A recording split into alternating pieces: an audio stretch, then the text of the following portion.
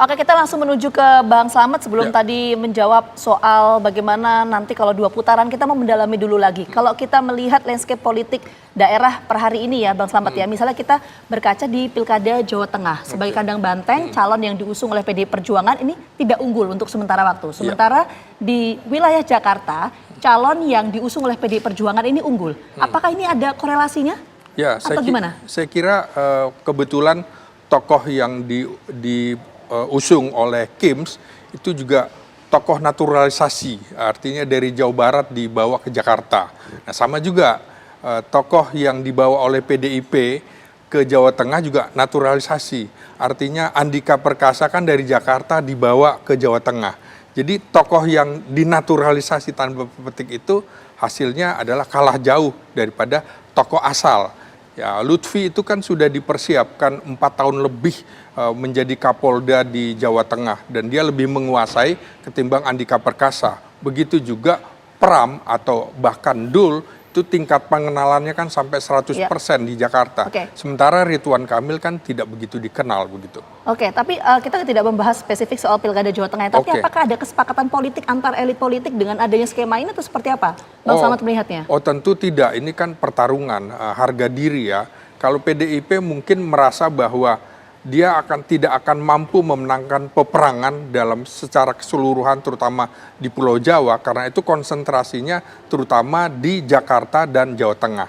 Dan pertempuran itu dia menangkan di Jakarta.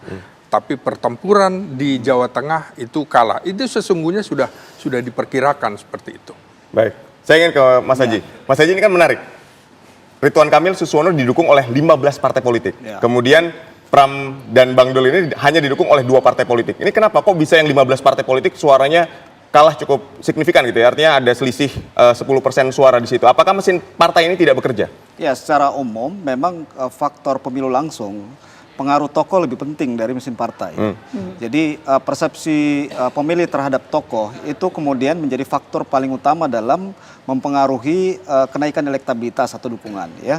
Jadi itu faktor pertama. Yang kedua adalah kalau kita melihat spesifik kasus DKI, kurang lebih sebulan lalu memang kita sudah mendeteksi ya bahwa efektivitas mesin partai di DKI itu tidak terlalu optimal, khususnya di koalisi RK Susono ya, karena beberapa konstituen pemilih atau pendukung RK Susono misalnya PKB, kemudian konstituennya Nasdem ya, itu banyak yang justru memilih pasangan Pram Rano ya. Jadi memang hal ini menunjukkan bahwa walaupun didukung oleh mayoritas koalisi partai dengan jumlah yang begitu banyak, secara kalkulasi matematis sebetulnya harusnya ini menang telak ya, karena jumlah ini gabungan dari partai-partai yang 2 partai pemenang pemilu di DKI ya, ada PKS dan Gerindra ya, sementara PDIP adalah koalisi kecil yang mengusung Pram Rano. Jadi dengan mesin partai yang begitu besar, mereka tidak mampu untuk bisa melakukan konsolidasi yang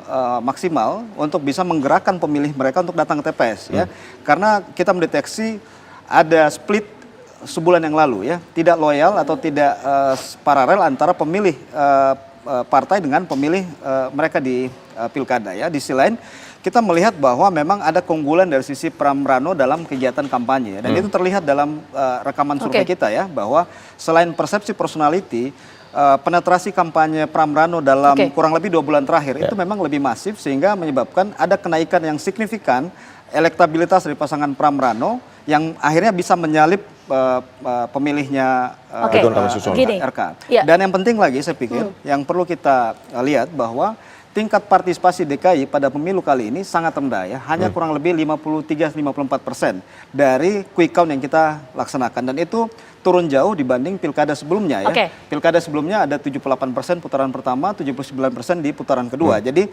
tingkat golput yang begitu tinggi kalau kita lihat memang tidak proporsional. Banyak pemilih RK Susono yang tidak datang ke TPS. Itu soal tingkat partisipasi pemilih nanti ya Mas ya. Tapi kita yang fokus dulu ke mesin partai tadi. Mesin partai tadi yang begitu besar, bahkan kursinya cukup besar juga ya, ada Gerindra dan juga PKS sana. Kenapa tidak bekerja? Variabel apa sih sebetulnya yang mempengaruhi kenapa mesin partai politik yang begitu besar di Jakarta itu sampai tidak bergerak, itu apa? Ya, ini memang harus dijawab oleh koalisi RK Susono ya. Artinya bahwa memang kadang dalam koalisi partai yang besar atau gemuk ya, dalam pengalaman kita di berbagai pilkada itu memang tidak mudah untuk mengelola koalisi partai yang begitu besar. Pertama adalah bagaimana kemudian mereka bisa menyepakati siapa yang menjadi komando dalam operasi itu ya. Kita tahu PKS di Jakarta adalah pemenang pemilu, mereka punya pengalaman yang panjang terkait pilkada DKI. Sementara Gerindra adalah walaupun sebagai partai yang juga memperoleh suara yang cukup signifikan di DKI, tapi mungkin basis struktur atau timnya tidak sesolid PKS ya. Belum lagi partai lain, ada Demokrat dan lain-lain. Jadi memang ada pengalaman sangat sulit mengelola koalisi yang besar. Jadi ini bisa menjadi pelajaran untuk koalisi RK Susono. Ketika misalnya pilkada ini terjadi dalam 2 putaran, salah satu PR besar yang harus diselesaikan oleh RK Susono adalah bagaimana kemudian merapikan ya, terutama adalah koalisi partai yang mendukung pasangan ini untuk misalnya menghadapi putaran kedua. Baik, saya ingin ke Bang Slamet. Bang Slamet, apakah ada pengaruh? Jadi ketika kita lihat bahwa pasangan Pramono Anung, Rano Karno ini begitu melejit. Ini kan ada ketokohan tadi misalnya dengan ketokohan Dul, apakah itu ada pengaruhnya? Rano Karno sebagai Dul seolah-olah anak Betawi. Nah kemudian ada dukungan dari Anies Baswedan di akhir yang memberikan dukungan. Jadi ada pergerakan anak abah ke sana. Apakah itu juga termasuk faktor yang membuat melejitnya Pramono Anung dan Rano Karno ini? Ya persis, paling tidak di KIMS di mana gerbongnya sangat banyak, itu bisa jadi artinya gerbong itu kemungkinan juga gerbong kosong. Kenapa? Karena kalau kita lihat figurnya, Ridwan Kamil itu representasi Golkar, kemudian Suswono representasi PKS. Nah, partai-partai lain tentu saja berpikir untuk apa saya mendukung full 2 tokoh yang bukan dari partainya. Sementara di pilkada serentak ini dia akan konsentrasi di mana kader partainya tampil di sejumlah daerah. Jadi akan konsentrasi seperti itu. Nah, di sisi lain menurut saya PKS kalau kita lihat dari hasil survei itu tidak solid, hanya sekitar 1/3 yang konsentrasi mendukung kembali pasangan RK dan Suswono.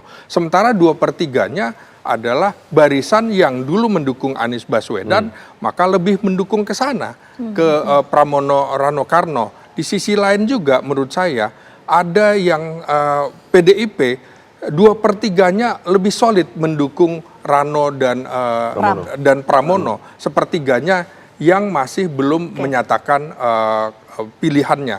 Nah, tokoh di Jakarta menurut saya Anies Baswedan memperoleh 41,1% pada Pilpres, dan Prabowo juga begitu 41,6%.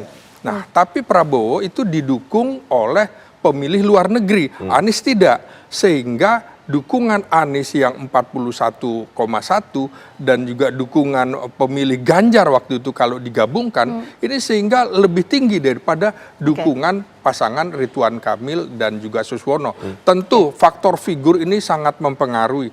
Jakarta adalah daerah yang dianggap pemilihnya rasional dan terdidik. Rasional terdidik itu pertarungannya adalah antara Anies Baswedan dengan Prabowo Subianto. Nah, Prabowo Subianto itu kan tidak bisa secara eksplisit mendukung dan itu juga hanya terakhir. Sementara Anies Baswedan sudah membuat deklarasi dengan anak abahnya relawan menjaga TPS dan lain-lain. Belum lagi ada faktor Ahok yang dimana ini tokoh populer juga yang kemudian berdua ini bergabung. Ini politik unik yang dulunya berseberangan kemudian bergabung. Inilah tokoh-tokoh di balik Pramono dan Rano bisa suaranya cukup kuat begitu. Variabel-variabel mempengaruhi. Sekali lagi kita nanti tunggu bagaimana hasil real count dari KPU. Sekali lagi terima kasih banyak Bang Slamet dan juga Mas Aji atas waktunya sudah bergabung sama kami. Sehat selalu. Pemirsa, usai jeda kami akan hadir dengan informasi dari Pilkada Jawa Tengah dan Jawa Timur. Informasi yang akan kami hadirkan sesaat lagi.